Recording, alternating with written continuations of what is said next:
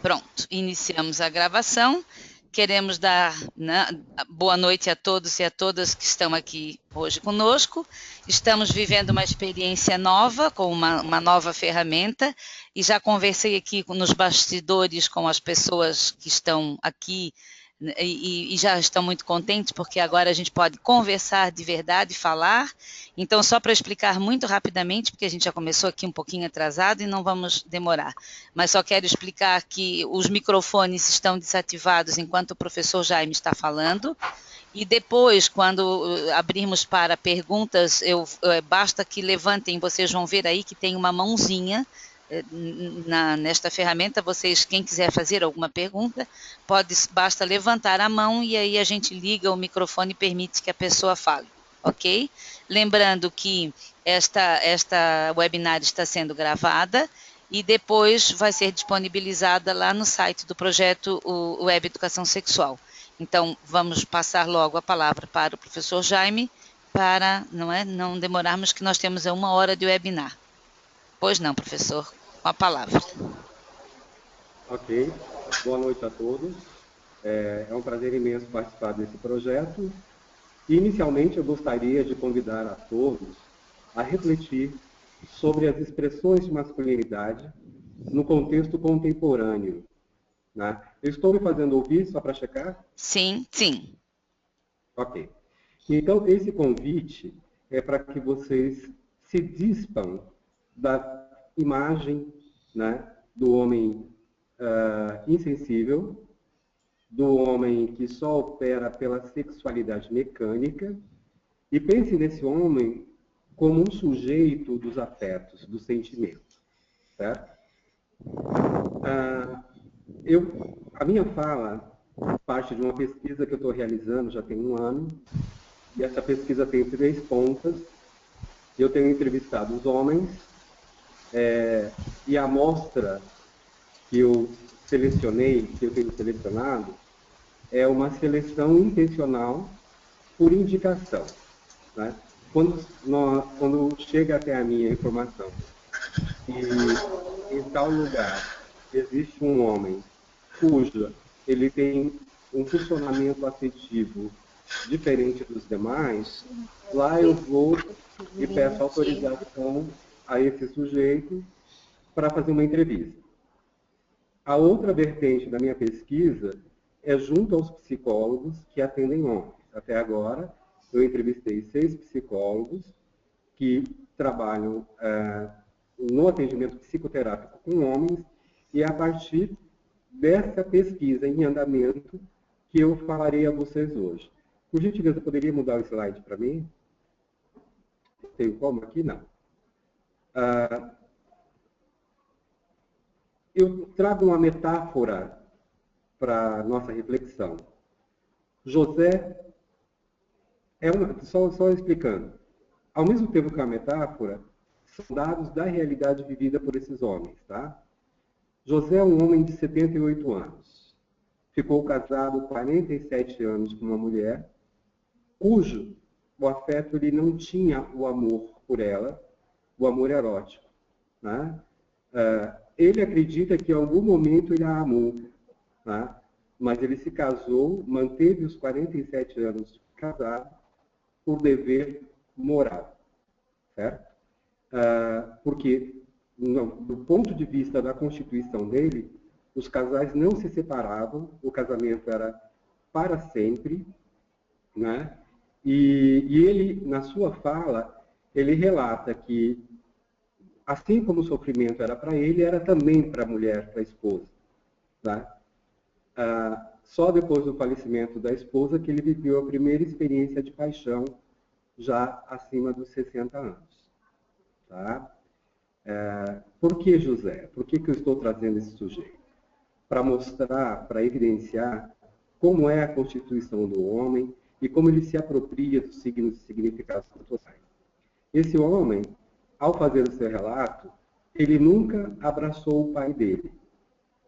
Porque o pai dele, quando havia uma manifestação de afeto de um homem para contra o homem, Do ponto de vista do pai, mesmo se esse homem fosse parente, fosse o avô, o tio, do ponto de vista do pai dele, o abraço no menino, o enxugar as lágrimas do menino, significava fragilizar, significava indicar um caminho inadequado à masculinidade do homem. Temos outro exemplo de José, 36 anos. Né? José, 36 anos, já constituiu-se adolescente no final dos anos 80, né? Se casou com a primeira mulher aos 19 anos, que era a namorada, que ele teve relações sexuais e a menina ficou grávida e ele se casou. O casamento durou 1 ano após o nascimento do bebê e ele casou-se novamente. Agora, ele experimenta o afeto, o amor enlouquecedor, como relata ele, por uma mulher, que era a esposa. Ao se separar dessa esposa, ele, como um homem intelectualizado, um homem cujo o grau de escolaridade é o doutorado, um intelectual da área de música, de artes, ele se vê diante do seu próprio corpo não respondendo ao desejo sexual por qualquer mulher. O corpo dele só se manifestava eroticamente, e até onde o Saiba só se manifesta, quando ele está apaixonado, quando ele ama aquela mulher.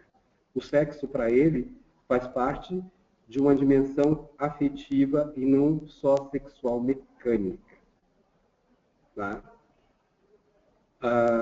José, 28 anos, um homem cuja a sua iniciação sexual, narra ele, foi difícil, porque a primeira relação sexual que ele teve foi com uma prostituta levada pelos colegas do primeiro trabalho dele, ele ainda adolescente, então ele não experimentou o sexo com a primeira namorada dentro de um contexto de afeto. A experiência sexual dele foi uma experiência de provar a sua masculinidade para os demais homens que o levaram ao prostíbulo. Né? O que esses homens têm em comum? Os três são vítimas do machismo. Os três são vítimas do machismo que dita um comportamento, que dita uma norma de como o corpo do homem deve se comportar e como o homem deve se comportar afetivamente. Né? Nós vivemos numa sociedade cuja constituição da masculinidade perpassa 2 pontas. O moralismo, né? O moralismo no sentido filosófico da convenção, e uma masculinidade agressiva no sentido do homem ser um predador sexual, né? Se ele não for isso, a sua autoestima pode ser danificada. Pode passar o slide para mim, por favor?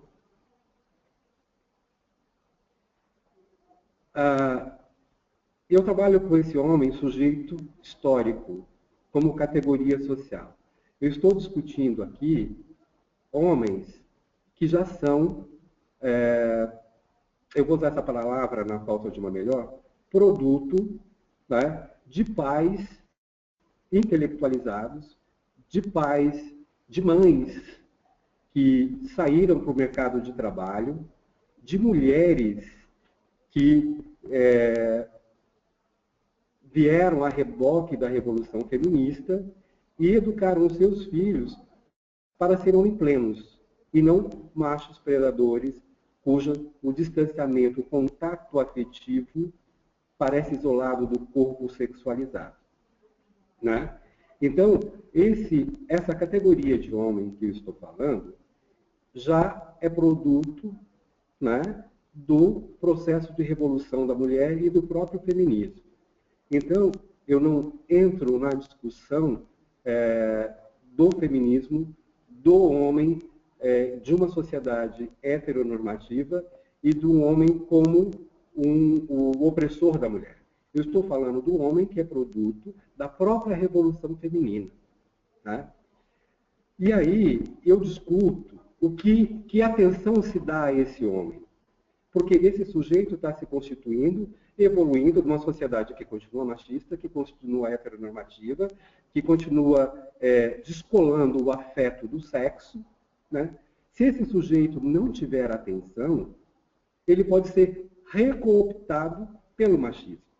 Então é preciso que nós possamos direcionar o nosso olhar para esse sujeito no sentido do cuidado, no sentido de dar atenção a esse homem. Eu fiz uma pesquisa breve aqui em Florianópolis, né, e Grande Florianópolis. Quando a gente fala de atenção ao homem, nós falamos desse homem como totalidade. Atenção à saúde, atenção psicológica, atenção ao processo educativo. Correto? Do ponto de vista da saúde, tá, em Florianópolis, nós temos, em Grande Florianópolis, 37 clínicas que atendem só mulheres.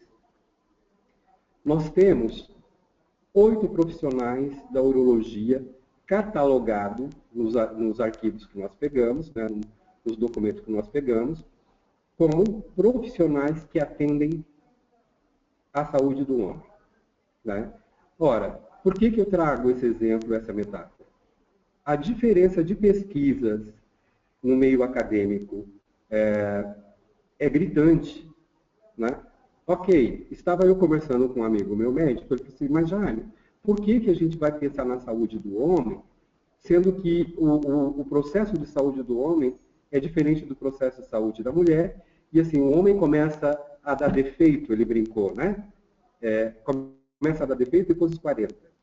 Como se a saúde do homem fosse só essa saúde biológica. E a mulher tem que ser cuidada desde a primeira menarca, desde a primeira menstruação. E aí eu perguntei para ele o seguinte, como fazer para cuidar desse homem, para ele não virar um dependente químico? Quem é que alerta os adolescentes, os meninos, que aquela cervejinha, que aquela bebidinha do final de semana é perigosa e pode virar uma doença grave, que é o alcoolismo? Quem é que fala para os meninos que ele precisa usar preservativo não só para não procriar, né, mas porque nós temos formas de doenças sexualmente transmissíveis, né, que são fatais, como a hepatite C, que é transmitida via o contato sexual independente da idade e que é fatal. Né? Quem é que está olhando para esse homem trabalhando com programas preventivos? Né? Então, a discussão a metáfora que eu trago da saúde é para dizer, né, que o olhar para essa categoria, o olhar do ponto de vista científico, as pesquisas são restritas ainda. Né? Então, nós precisamos voltar o olhar para esse sujeito. Pode passar o slide, por favor? E aí, como é que é o psiquismo do homem? Como é que se constitui o homem? Tá? Como nós vimos na teoria do Vygotsky, o psiquismo do sujeito se constitui a partir da internalização dos signos e significados sociais. Na nossa constituição social, na nossa sociedade, ser homem perpassa a apropriação da força, potência, coragem e virilidade. Mas o que é essa força? Normalmente, ela é significada como força física. O que é potência? Normalmente, a potência é estar com o apetite sexual apto e pronto para se manter relação sexual a qualquer momento. Né? Ou seja, o homem, se ele é cantado por uma mulher, se ele disser não, essa mulher pode duvidar da masculinidade dele. Né? Só quero fazer um parênteses aqui. Quando eu falo do homem, atenção ao homem, eu estou falando do homem, não estou falando da orientação sexual somente. Ok? Eu estou falando do homem, o homem que tem uma orientação gay, o homem que tem uma orientação bi, ele continua sendo o sujeito do sexo masculino. E também continua sendo um ser que se movimenta numa sociedade normativa e machista. Tá? O ideal de coragem, quer dizer, o homem ele tem que sair para a luta e ele tem aquele velho valor que é um homem que sustenta a família, e se ele não fizer isso, a masculinidade dele estará comprometida. Força, potência e coragem leva à virilidade. Né? Outra coisa que os homens se apropriam, né, é a ideia de que o tamanho do pênis é símbolo de poder, né, e é símbolo de força e de virilidade. Eu quero dizer uma coisa aqui, ao mesmo tempo que eu vou dizer, é uma denúncia, porque por mais que a anatomia, os estudos de anatomia digam que o tamanho do pênis do homem não importa no prazer da mulher, dentro das fantasias femininas, o tamanho do pênis importa sim. E eu digo isso porque eu, como homem, trabalhando 25 anos com a maioria de mulheres, cansei de ouvir relatos de mulheres que abandonavam um homem, conheciam o sujeito pelo tamanho do pênis. Ah, é uma ótima pessoa, mas ela é pequena. Então, aí eu entro numa questão. Vítimas do machismo somos todos, homens e mulheres. E aí, nesse sentido, a mulher que incorpora essa imagem de homem, ela terá dificuldade, se tornará uma opressora desse homem sensível, desse homem que escolhe com quem ele vai se relacionar sexualmente, desse homem que manifesta a sua sexualidade e tem a coragem de falar, não é por aí, eu sou diferente. Né? A internalização disso leva o homem ao sofrimento psíquico. Porque quando ele se percebe um homem diferente e não se reconhece no padrão de masculinidade, ele se questiona. Ele questiona a própria sexualidade, ele questiona se ele é um cara que está no lugar certo, no sentido de essa é a minha cultura. Né? Eu estou falando especificamente do sujeito brasileiro, do macho brasileiro, que se apropria de uma ideologia latino-americana, certo? Né? Esse sujeito. Porque quando você sai do Brasil, você vê outras manifestações de masculinidade, né, que não passam por essa ideia só do vigor sexual, né, e do homem responsável, totalmente responsável pelo prazer feminino. Embora a maioria dos homens, né, nos seus relatos, quando conversam com as suas companheiras, se ela tem prazer, se ela a sexualidade com ele, elas afirmam que sim.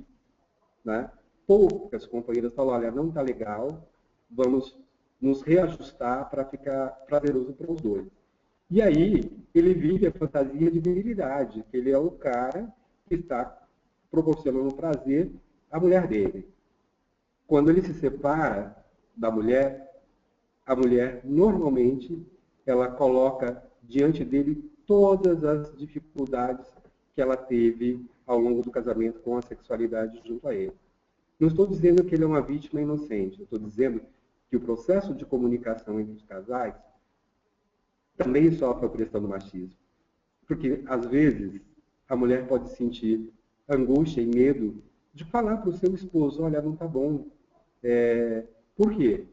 Vocês são mulheres, as que eu estou vendo aqui, e vocês sabem que há um preconceito, se a mulher disser que não está sentindo prazer, ou que ela quer de outra forma, ela ainda há a ideia de que pode levar o companheiro a pensar que ela teve outras experiências sexuais fora da relação, né?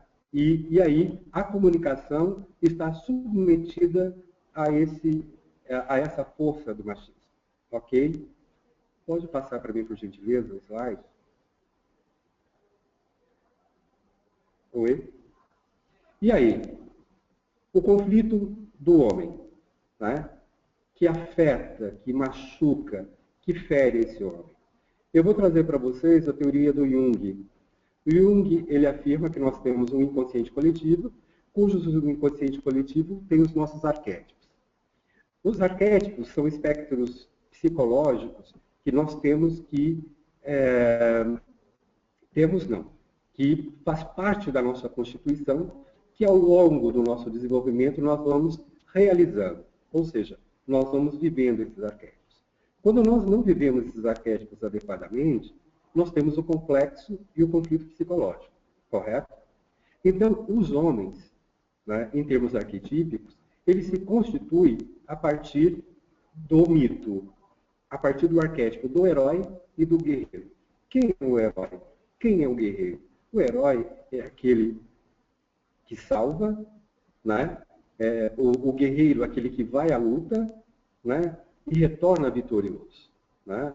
Dentro da ideia de herói e de guerreiro, qual é a premiação do homem? Pela sua força, seu vigor. Uma lua inteira com uma mulher, né? Que nós conhecemos como lua de mel, que é o famoso descanso do guerreiro. Né? Ora, o descanso do guerreiro é quando ele enfrentou suas batalhas, ele vai estar com uma mulher. Só que, quando se fala do guerreiro, não se fala que o guerreiro pode se apaixonar, que o guerreiro pode ser sensível. Né? Se fala, obviamente, só da força e virilidade e o sexo como prêmio para a sua força. Outro arquétipo masculino, né, é a persona. O que é a persona? A palavra persona vem de personagem. Persona significa como nós nos apresentamos socialmente, o que as pessoas percebem e veem da gente. E aí há um conflito entre persona e um outro arquétipo que é a sombra. A sombra, alguns teóricos vão falar que é o lado mal do psiquismo, tanto masculino como feminino. Por todos os estudos que eu já fiz, né, e pela minha especialização na área de terapia analítica, a sombra é o elemento desconhecido, como nós estamos falando do homem, é o elemento psicológico desconhecido do homem que lhe causa angústias, que lhe causa ansiedade. Ora, por que o conflito está entre o arquétipo do herói e o que ele se mostra e a sombra? Quando a sensibilidade dele emerge, quando o sentimento dele emerge, quando ele visualiza a possibilidade de fragilidade, a possibilidade de se sentir fraco e dizer não quero, não posso, estou impotente, quero outra coisa, ele se desconhece. Ou, melhor, ele não se reconhece dentro do espectro da persona masculina. Outro elemento que constitui esse psiquismo arquetípico é a ânima. O Jung coloca que todos nós temos elementos masculinos e femininos. Né? E a ânima no homem é o que traz equilíbrio ao homem. Por quê? Porque é a ideia de que o guerreiro é truculento, o guerreiro ele não acessa os seus sentimentos, ele não acessa a sua sensibilidade. Quando ele amadurece, ele entra em contato com esse arquétipo, que é o feminino dele, que é a ânima, que equilibra, que ele consegue equilibrar a sua força com a sua sensibilidade, a sua razão com a sua sensibilidade. Alguns homens desconhecem isso. Normalmente, dentro dos estudos, esse contato afetivo só vem com a maturidade. Eu observo, por exemplo, uma geração de homens acima dos 80, que eles conseguem ser avós absolutamente dóceis com seus netos, beijam, tocam, mas nunca tocaram no seu filho. Por quê? Porque essa apropriação do modelo masculino o levava a ter dificuldade do contato com o seu afeto. Ou, ainda, dentro de um contexto de construção, o sujeito não apropria dos significados. Como é que ele vai acessar, né? Como é que ele vai acessar determinados afetos se o corpo dele não registrou esse afeto? O que eu quero dizer é o seguinte: a maioria dos homens acima dos 80 não tiveram a experiência do contato afetivo que tem as nossas crianças hoje no contexto escolar, que o pai para na frente da escola, beija o seu filho, abraça e fala: o papai está aqui. E o filho entra para a escola. E ele tem a certeza que o pai dele está ali. Os filhos chamam o pai de você, numa relação de igualdade. Né? Nós vemos nas propagandas de TV, aí uma propaganda de um perfume aí, que falava de uma adoção, a criança falava assim: o meu pai chorou no dia que eu nasci. Né? Olha, já é uma outra percepção de sensibilidade. Um homem pode chorar, no nascimento de um filho. Agora, os homens acima de 80, não. Porque a eles era dado e reservado somente o direito de trabalhar sustentado. Então, se você não recebe um abraço, se ninguém te toca efetivamente, você não tem esse registro corporal. Então, como é que você vai acessar isso? Né? Você vai ter que reaprender. E reaprender ser homem, reaprender o masculino, torna-se complicado porque esbarra aí no psiquismo rígido que já está constituído sobre o próprio preconceito.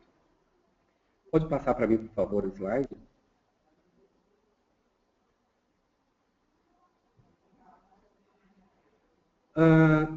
Quando o homem é vítima do machismo, por parte do próprio grupo masculino, ou é uma manifestação afetiva, ou uma manifestação de sensibilidade, os homens brincam, fazem piadas, né? Às vezes humilham, né? Não se reconhece na masculinidade dele, e isso torna-se violento. Quando a mulher incorpora o machismo, né? Quando a mulher incorpora o machismo e ela reproduz essa ideologia dominante, dizendo que o homem é assim e ela não admite o homem de outra forma. Conto uma história para vocês que eu vi num relato há pouco, né, de um dos meus entrevistados, que ele é lutador, esse rapaz. Ele luta e é um dos campeões de luta na modalidade dele. E tem 33 anos. Como ele é um lutador, é um atleta, o mestre dele, o professor dele, recomendou que ele fizesse uma outra atividade física paralela à luta, que não musculação, para que ele fosse mais flexível, né? E aí ele brincou, vou fazer balé, né? Só que, obviamente, ele não foi fazer balé. Ele foi fazer ginástica olímpica. E aí, esse rapaz, né, ele é atleta, foi fazer ginástica olímpica para adquirir mobilidade, para melhorar o seu desempenho na sua modalidade de esportes, só que ele é músico também. Aí ele me narrava que conheceu uma garota e a convidou para sair, e quando ele disse, ele achou que iria impressioná-la, quando ele falou para ela que tocava piano. E quando ele falou que fazia ginástica olímpica, a garota desistiu dele. Ele falou assim, mas foi visivelmente a transformação dela. Ela começou a falar o celular, ela começou a desconversar, ela ficou comigo ali, até o momento que ela disse, olha, eu tenho que sair, e não mais respondeu os telefonemas dele. Esse é um exemplo de que as mulheres não conseguem, as mulheres não quero ser generalista aqui, as mulheres que incorporam o machismo, né, não conseguem, ou, como é que eu vou dizer, eu não quero cair em extremismo, mas tem dificuldade em se apropriar de um masculino que foge ao estereótipo padrão. O sujeito no contexto escolar. Nós sabemos que a escola é reprodutora das ideologias vigentes. Né? Eu costumo dizer para minhas alunas, né, que elas precisam continuar estudando. Porque quando você para de estudar com 5 anos, o teu conhecimento fica obsoleto. Ou seja, você como educador passa a operar como se estivesse no senso comum. Você não reflete mais teoricamente, você não busca outros argumentos que senão o da experiência cotidiana. Né? E eu falo para as minhas alunas, assim, não digam que foram minhas alunas se fizerem isso. Né? E aí, é preciso estar em contato, porque a escola, por ser um ambiente que se constituiu historicamente também como um ambiente de cuidado, como um ambiente feminino, né? Ali se reproduzem as ideologias. O Althusser fala isso, né? No seu livro, o próprio Saviani, quando fala, né, de aparelhos ideológicos do Estado, né? Eles vão trazer isso. Né? E o menino, quando se coloca nesse contexto, ou seja, ele vai para um ambiente que reproduz, e se ele for diferente, ele vai ser o diferente que vai viver o bullying, que vai viver uma outra visão, porque o educador não está pronto, ou não percebe masculinidade, só percebe um perfil de homem. Tá? E aí o que acontece? esse menino sensível, etc., novamente ele é cooptado para o machismo e, e acaba reproduzindo esse modelo, esse estereótipo de macho dominante. A relação com o pai. É de fundamental importância a relação do menino com a sensibilidade do pai. Porque, de acordo com a psicanálise, quem confere masculinidade ao filho não é a mãe, é o pai. É o pai que cria espaço para que o filho o confronte. Confronte no sentido, o questione. Aquele pai extremamente autoritário, ele inibe a masculinidade do filho. Isso não quer dizer que ele terá uma orientação homossexual, ok? Isso quer dizer que ele pode vir a desenvolver uma personalidade introvertida, insegura, aquele pai dominante que não dá espaço para o filho evoluir.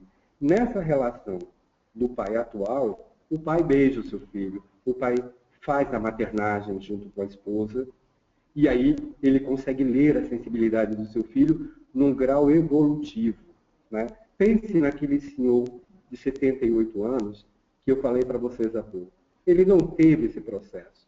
Então, o homem que ele acessa é um homem distante da possibilidade de sentir a sensibilidade que, para ele, diminui a masculinidade dele. Ok? Vamos para o próximo? Próximo slide, por favor. E nós já temos quase 30 minutos, tá? Tá, já estou tem fechado. mais 5 minutinhos, tá? E aí, como eu estou entrevistando psicólogo, o que aparece como doença no homem? Distúrbios de ereção, impotência e dificuldade ejaculatória. Aquela história de que o homem que fica com o pênis ereto não sei quantas horas e tal, que é o homem viril, não é. Porque o saudável é o sujeito ter o ciclo completo. A excitação, a ereção, o gozo e o relaxamento. Se ele não chega a ejacular, ele está com problema. Certo? Dificuldade de se apaixonar, né? Ou ainda ele se defende numa sexualidade exagerada. Quer pegar todo mundo, quer transar com todo mundo.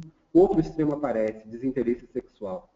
E aí, o mais grave é a agressividade. Quando ele entra num processo em que, como ele não consegue controlar o feminino dele diante dos estereótipos, ou não consegue, ele agride.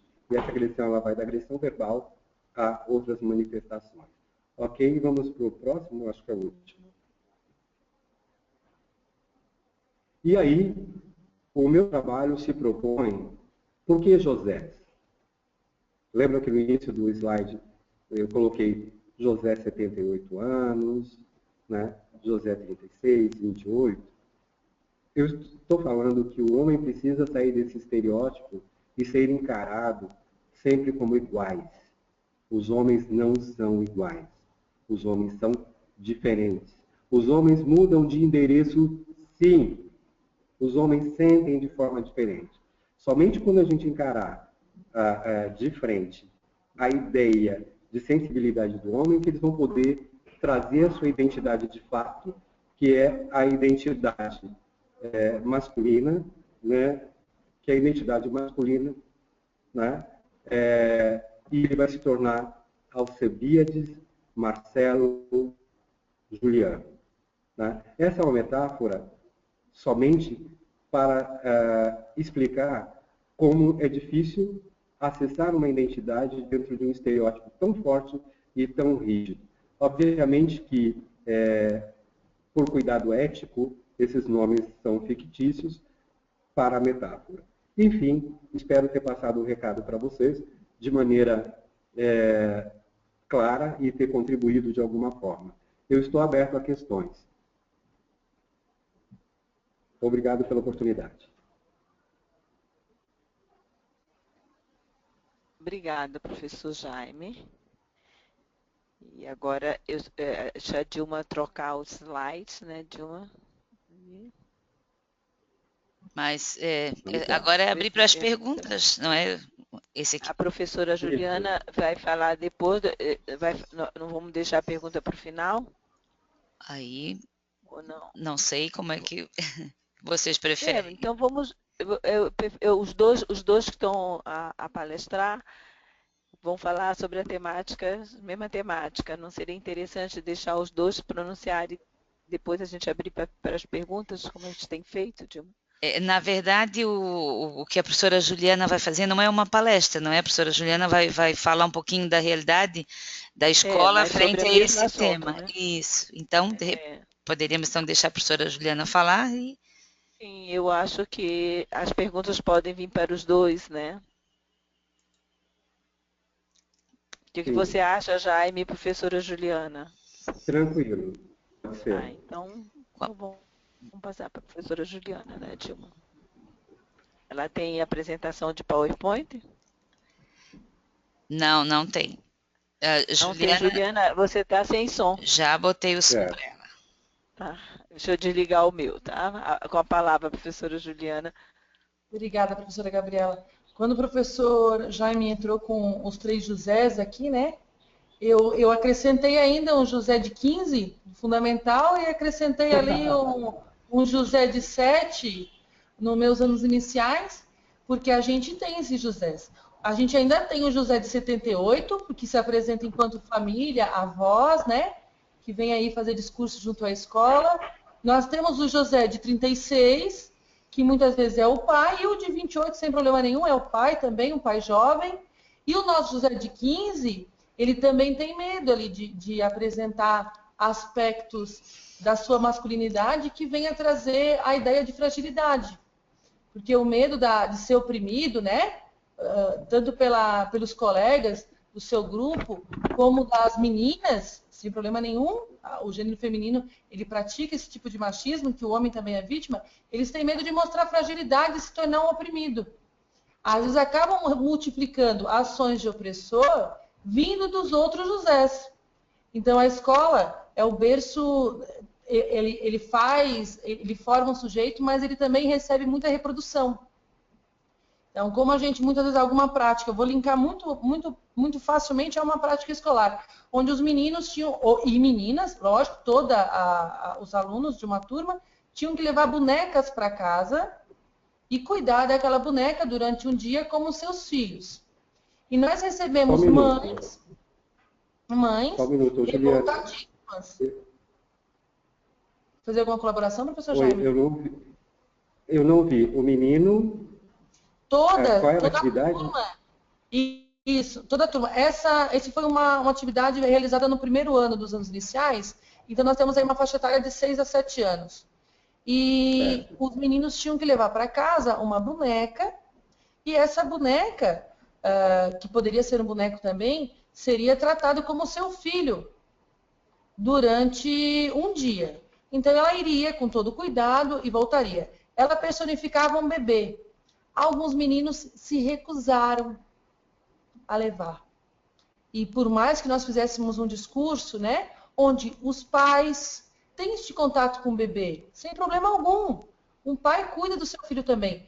Os meninos se recusaram a receber a boneca, não queriam levar, mostravam repulsa, um determinado nojo em tocar na boneca, eles assumiam essa personalidade de bebê, mas negavam a ideia que eles também poderiam ser os pais que cuidavam. Por quê?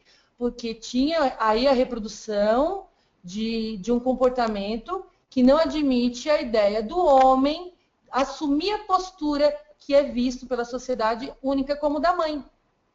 É apenas a mãe que faz esse trabalho. E a mãe é o sexo frágil, em muitos é visto dessa forma ainda, é reproduzido. Também não vou generalizar, porque a gente vê que em vários outros casos não é. Recebi uma mãe que veio conversar comigo e disse: por que o meu filho levou uma boneca se ele não é menina? Até, porque a escola, quando o professor fala sobre a ideia do contexto escolar, né? O contexto escolar, ele vai muito além dos muros da escola. A comunidade faz parte. Então, o que a escola pode fazer nesse momento para atuar com a família? É sensibilizar. Tive que ter um jogo de cintura, né? Sentar com ela, explicar assim, olha, o que a gente quer trazer com essa atividade de levar uma boneca para casa?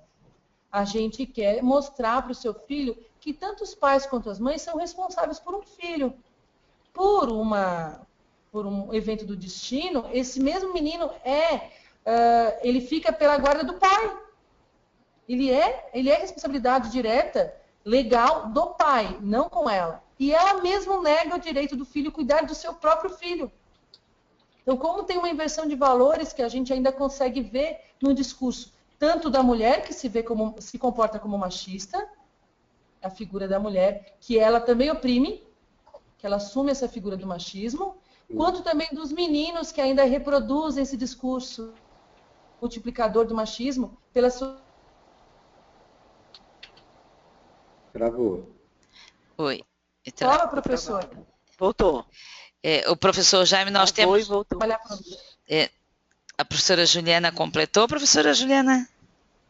Olha, eu ia só finalizar com um único relato de projeto, professora. Ah, tá.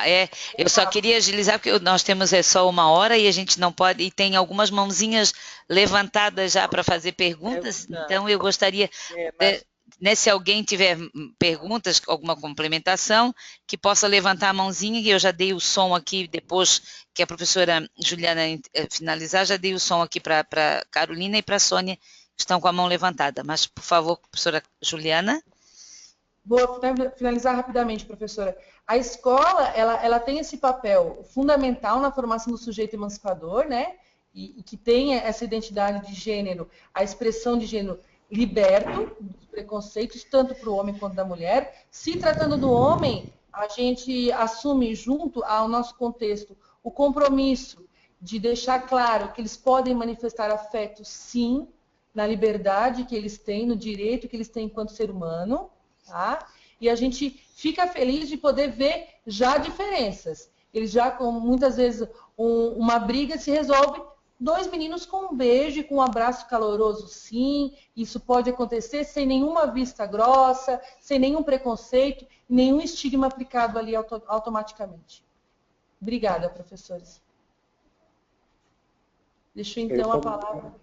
Eu só gostaria de complementar a sua fala. Obrigada, professor Jaime, professora Dilma. Como? Só queria complementar 1 minuto. Eu, como professor do ensino superior, eu dou aula para o curso de administração e turismo, que tem muitos homens. É com grande alegria que eu observo os meus alunos, adultos, né, manifestarem-se afetivamente de um homem em relação ao outro, né, de pai para o filho. Né, um dos motivos dessa pesquisa foi minha observação em sala de aula, da relação dos meninos, que eu chamo de meninos, né, que são homens de 22, 23, 25, 32, né, a relação que eles já falam um para o outro, eu amo esse cara.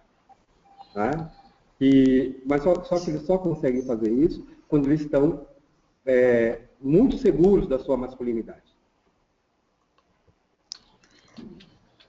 Ok? Ok. Dilma, tem as perguntas aí? Bom, nós temos aqui 2 pessoas com a mão levantada. A Carol, e já está então, com o microfone, é só ligar. Tu mesma podes ligar agora o teu microfone, Carol. Não sei se clicaram na mãozinha por acaso, mas a Sônia Rodrigues também está com a mãozinha levantada e o microfone ativado. Ou...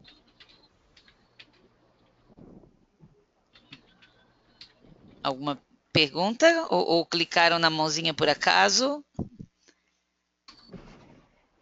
Olá, pessoal, estão me ouvindo? É a Carol. Oi, Carol, muito bem. Estamos te ouvindo. Estão ouvindo? Sim. Sim. Oi, não, é só para fazer uma reflexão que o professor Jaime falou sobre toda a aula, né? Eu estava aqui refletindo também. Acho que foi bem interessante, eu assisti essa aula, eu aprendi bastante coisa, né? Foi importante. A minha reflexão é só assim, eu tenho um filho homem, né? E eu me questiono muito como que vai ser a educação que eu vou dar para ele, sendo que ele cresce com a presença do pai muito pouco, né? Será que eu vou ter que fazer o papel, além de mãe, fazer o papel de pai, sabe? Então, é complicado, assim, quando a gente é mulher, mãe, solteira, e também eu tenho deficiência, eu sou deficiente física, né? Então, eu fico, assim, me questionando, assim, o quanto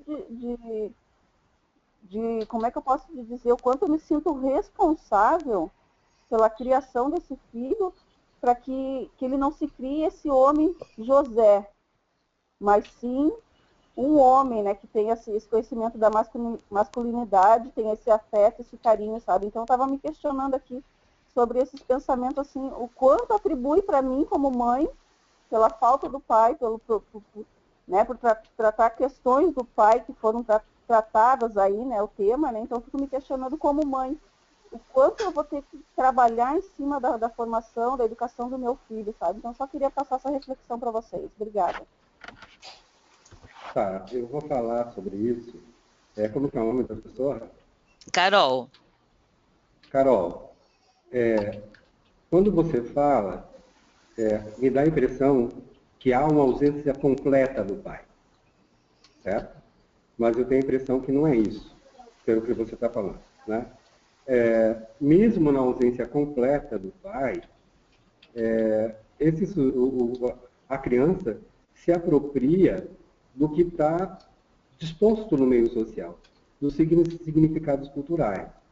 O nosso papel é de criar um canal de comunicação e de diálogo e levar a criança, o sujeito, no processo de desenvolvimento, a se sentir confortável para conversar sobre essa afetividade e, principalmente, ficar claro para a criança que existem homens e homens, masculinos e masculinidades. Ok? Como psicólogo, eu te digo que a ausência do pai não danifica o desenvolvimento do sujeito, porque naturalmente ele busca outras inspirações, né, na masculinidade. É por isso que eu digo que o diálogo é constante. Mesmo um homem que cuide do seu filho, que tenha uma sensibilidade, ele se depara com um menino com manifestações já machistas, e se ele não tiver esse canal de comunicação para dizer para o filho dele, olha, você pode ser um homem diferente, você pode ser um homem sensível, né? Ele pode ser cooptado, como eu vim dizendo ao longo da minha fala, venho dizendo, cooptado por esse universo dos estereótipos. Então, o melhor caminho é a comunicação e esse conforto do diálogo, né? Claro, sem a manifestação moralista e preconceituosa, né? Colocando a masculinidade aqui, haciéndole a la lucha nomás. Oh, desculpa, alguém entrou aqui, peraí, deixa eu ver. Não, eu que descanso. O microfone, alguém entrou. Descanso. Ok? Peço desculpa aqui. Então, assim, ó, o que a professora Juliana colocou é que a ideologia está além dos muros da escola e está além da nossa relação familiar.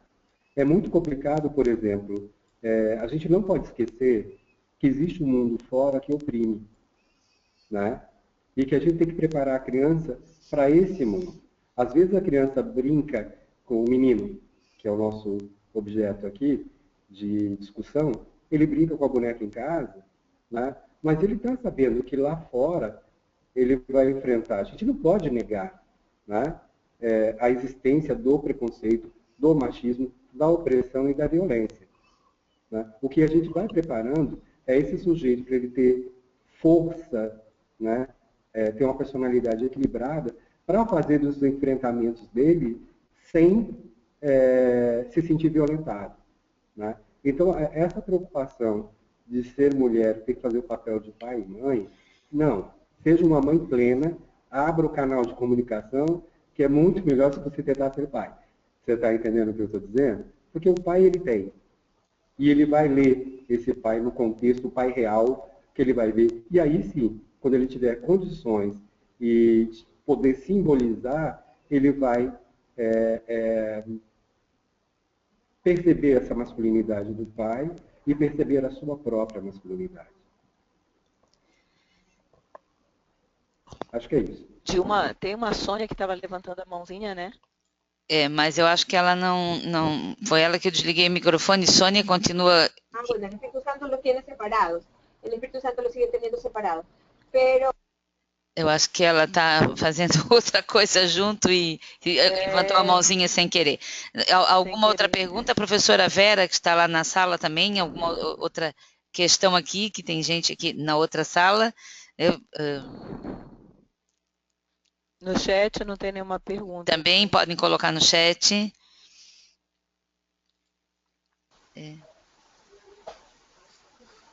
Vamos ver aqui. Se não tiver nenhuma pergunta, eu vou deixar para o povo pessoal, mas eu quero perguntar se não houver pergunta aqui. Então pode ir fazendo, professora Gabriela, que se aparecer mais alguma, eu... Professora Juliana, a tua experiência é com educação infantil, as séries iniciais, é isso? Você falou em criança de 1 ano? Isso, não, nós trabalhamos na escola do fundamental dos anos iniciais e fundamental 2, no caso, que seriam os séries finais, né? Então seria de 1º ano a 9º. Eu só queria, pela tua experiência, pela essa vivência, esse trabalho que vocês fizeram sobre questão relacionada ao gênero dos meninos, perceberem que eles podem cuidar de filhos, que eles podem cuidar de sobrinhos por meio da simbologia do boneco. Ele foi um projeto que me levantou assim, uma curiosidade. Como é que aconteceu esse processo? Isso, nós tivemos um projeto no 1º semestre que tinha como objetivo o alcance dos objetivos de desenvolvimento do milênio.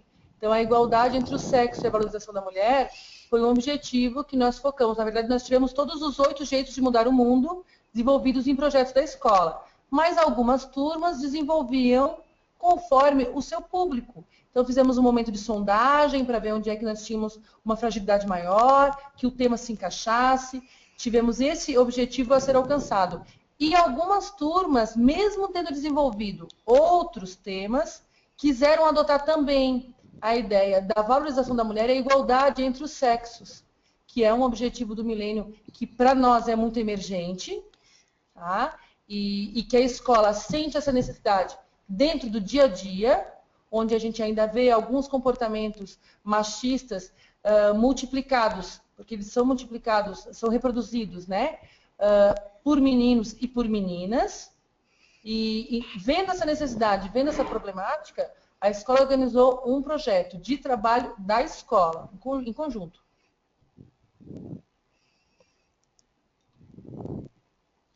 Muito bom nesse tipo de trabalho, né, professora? E você disse que a receptividade de alguns pais foi reagir por ter essa formação machista, né? Vocês conseguiram sensibilizar esses pais ou como é que ficou? Fiquei bem curiosa.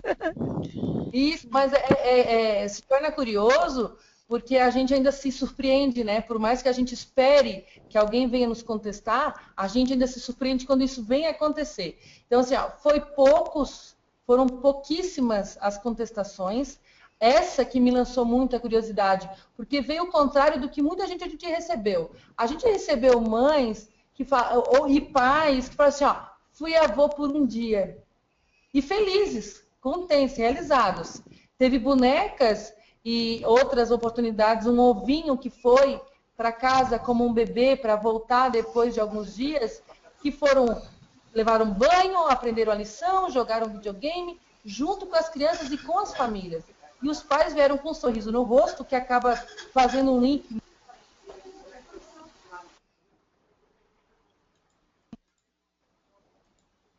Meu neto de... eu não estou muito bom. ouvindo. Ok. Juliana, da próxima vez a gente entra em contato para quando eles levarem esses bonecos, eu vou te dar uma dica de uma pessoa que faz bonecos sexuados, tá? Olha, vamos lá então, vamos lá. Vamos muito legais. Os bonecos sexuados, bonecos com portadores de necessidades especiais, bem interessante. Acho que a Vera quer fazer uma pergunta, né? Isso.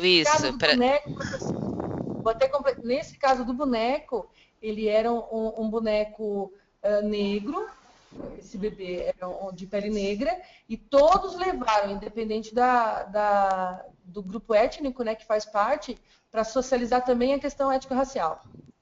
Muito legal. Vera. Olá, boa noite.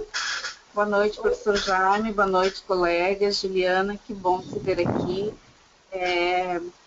Que atividade gostosa, que falas gostosas de se ouvir, porque nós falamos do cotidiano e daquele cotidiano que não costumamos falar, né, professor Jaime?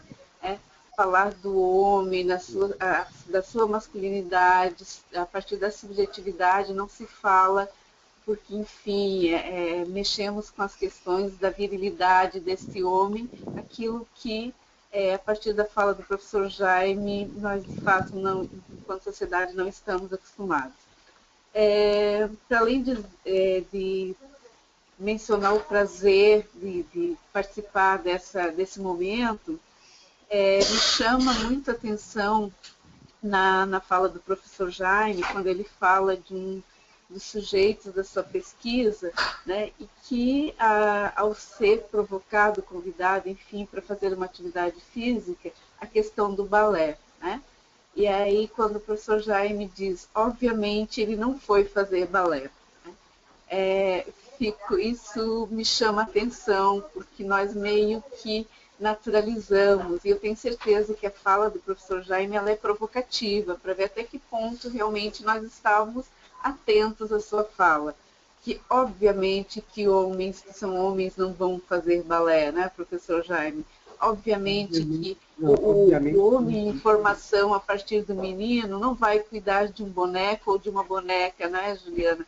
Então, quer dizer, são os ditos e interditos que estão aí no nosso cotidiano e que nós precisamos mexer. Então, parabenizo a Juliana pela atividade realizada na escola, e tenho certeza que as provocações que são feitas na escola vão para além disso, e nós precisamos, de fato, aceitar esses desafios se queremos cumprir com a nossa função de educadores.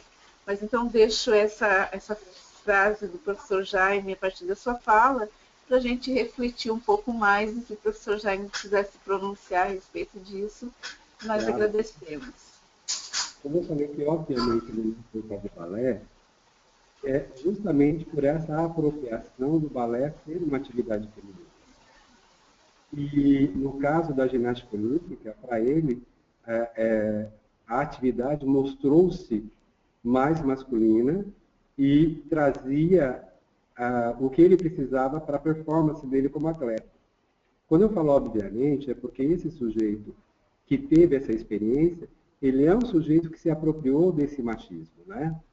Então, para ele foi uma superação ter que fazer uma atividade com maior elasticidade, que fugia à prática habitual dele de luta de mais de 15 anos treinando. Então, quando eu falo, obviamente, que ele não foi fazer, é porque ele estava rígido a isso, né? É porque a gente não tem oportunidade de apresentar as entrevistas, né? Mas, dado momento, eu perguntei, por que não, Balé? E ele não me respondeu. Ele ficou quieto, calado, né?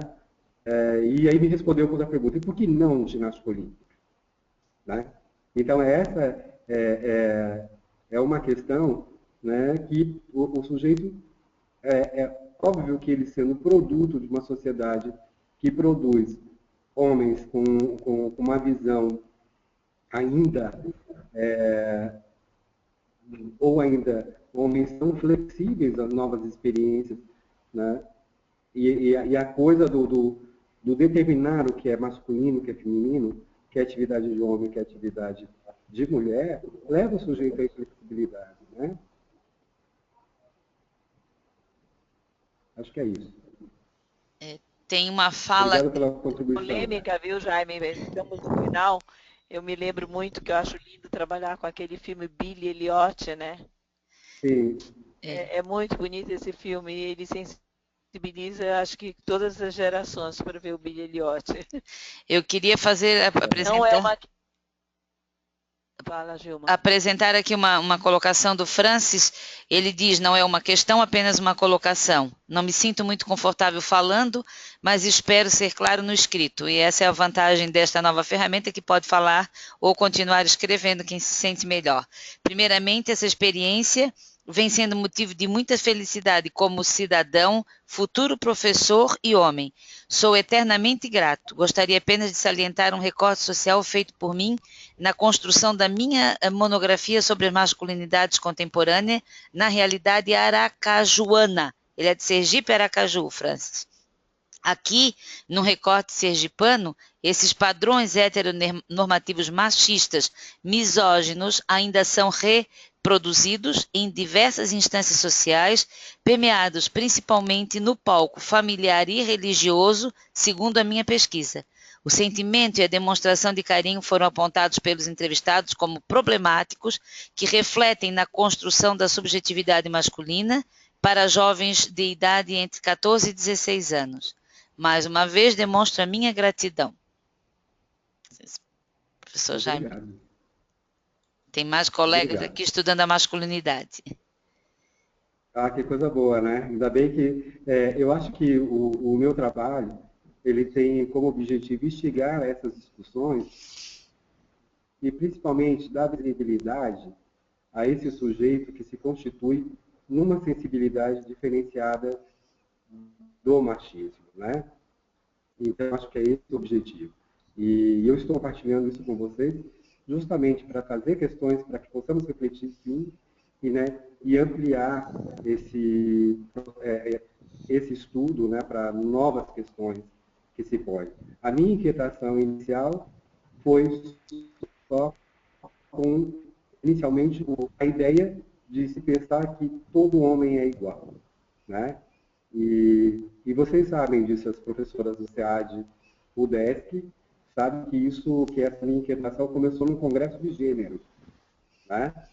Quando eu ouvi as falas no congresso de gênero, que se falava de um homem que dentro da minha realidade como professor do ensino superior e dentro das minhas relações pessoais, esse homem não cabia, né? Eu falei, peraí, então existe uma categoria, né, que está invisível. Então, precisamos começar a discutir para que essa categoria se sinta confortável e venha à visibilidade social, né?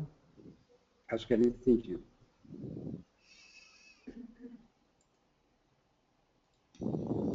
E aí, pessoal? Então, Dilma, mais alguma coisa? a professora Gabriela? Então, eu acho que nós estamos no adiantado do tempo, né? Quero parabenizá-lo pelas brilhantes falas de vocês. Mais uma vez, Jaime, nosso sincero agradecimento. Professora Juliana, muito prazer em conhecê-la e ficar feliz que tem gente que desenvolve um trabalho numa perspectiva de educação sexual que nós chamamos compreensiva e emancipatória, né? Passo a palavra para a Dilma, para dar os palestrantes as suas considerações finais, né? Isso. Bom, eu gostaria de agradecer a vocês pela oportunidade, mais uma vez, pelo carinho e a confiança, e me coloco à disposição para novas discussões em outros espaços virtuais ou não, né? Agradeço a oportunidade a todos, né, que me permitiu falar nesse momento, né? Muito obrigado. Eu só tenho a agradecer também pela oportunidade, professoras e professor Jaime, porque é um trabalho que nós fazemos todos os dias, né? A questão da educação sexual, ela não está presa à disciplina de ciências, ela é uma coisa interdisciplinar, é algo que trabalha com a família, que sensibiliza professores, porque os professores estão se educando junto aos alunos muitas vezes, e o homem não é só o aluno, é o professor, é o pai, a gente tem que ver tudo numa plenitude, e trocar experiência com vocês foi muito legal. Agradeço pela oportunidade. Bem, eu também quero agradecer muito ao meu colega Jaime e meu amigo, colega e meu amigo, que além da amizade que nós temos em comum é esse tema apaixonante, que é a masculinidade, que com certeza as masculinidades, né, porque são tantos os homens, as masculinidades, quanto são os homens que existem na face da Terra. Agradecer à professora Juliana, parabenizar pelo trabalho excelente que estão fazendo nas escolas, porque realmente é aí, não é esse papel, é de fundamental importância.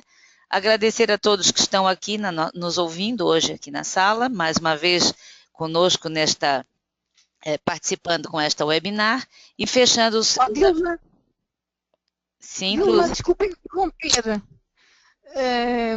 Desculpa interromper, eu queria só dizer também aos professores muito obrigada por terem participado aqui neste nosso nessa nossa caixinha de trocas, de tantas ideias maravilhosas, e só dizer uma coisa, este seminário foi muito interessante, até porque nós estamos a tentar aqui, pelo menos na área, eu agora estou mais na área da formação profissional, colocar também na formação profissional a educação de adultos, esses temas como na ordem do dia e como pontos de reflexão para outras coisas muito mais interessantes. E eu estava aqui a tentar fazer uma espécie de um dia de feminino, mas isto tem sido muito complicado, porque tem muitas resistências. E pronto, e ao ouvir-vos hoje, eu realmente vi que não sou a única, que estou aqui nesta luta em glória para tentar fazer valer as minhas opiniões. Muito obrigada, deram-me algumas ideias, depois irão saber como correm os meus trabalhos. E obrigada, Dilma, pela oportunidade de mais duas pessoas que vieram dar um contributo muito grande para a nossa formação. Obrigada a todos, está bem? Obrigada. Boa noite. A professora Dulce também é uma das colegas que fazem parte deste projeto, da organização, e né, por isso também ela deu a palavra final. Mas como eu ia falando aqui nos avisos paroquiais, que eu sempre deixo no final, agora para as pessoas que estão participando pela primeira vez nesta webinar, eu informo que é possível receber uma certificação de 12 horas ao final de cada etapa, não é? Cada semestre é uma etapa, e quem perdeu as apresentações, as webinários do mês de agosto e de setembro, elas estão disponíveis no site do projeto, né? www.webeducaçãosexual.com. E vocês podem assistir as gravações e preencher os formulários. Para receber o certificado é necessário preencher esses formulários, e fica o convite também para navegarem lá na nossa página, e nós temos lá muitos materiais, muitas webinários de 2013, 2014, com palestras excelentes, com materiais ricos que podem ser usados em reuniões de pais, em grupos de estudos nas suas escolas. Para nós é um prazer poder saber que este material que nós estamos produzindo com tanto carinho está sendo utilizado. Então, uma boa noite a todos e a todas, e até a próxima webinar do mês de novembro. Boa noite. Boa noite. Boa noite. Tchau. Boa noite. Eu tive que desligar rápido a minha câmera, porque encheu de gente aqui atrás.